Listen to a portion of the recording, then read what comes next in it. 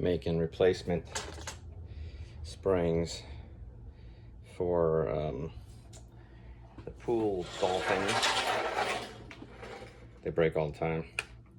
And so about a 20-inch piece of wire. They come, this is 10-inch, they come 20 inches. And I'm just gonna take a extension to my socket set, and I'm going to just wrap it around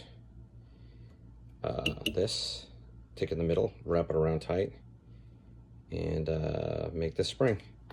In the end, they'll look like this. One side has a loop for the screw, and the other side just goes in, if you know what I'm talking about, on the I think it's called like a whale tail, something like that. Whale tail? Dolphin tail? I don't know what it's called. Dolphin, no. It's called kingfin. Kingfin, this thing right here. Boom.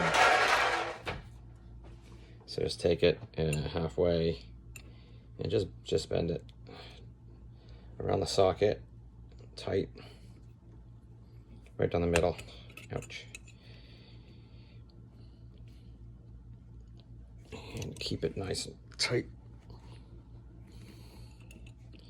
like that.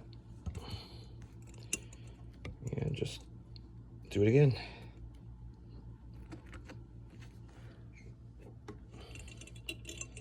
And a couple more times.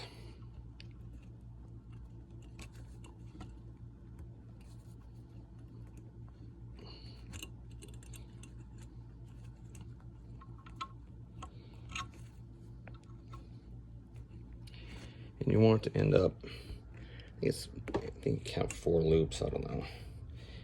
And then kind of bend toward each other. And then you want to end up with like that. It's not 45 degrees.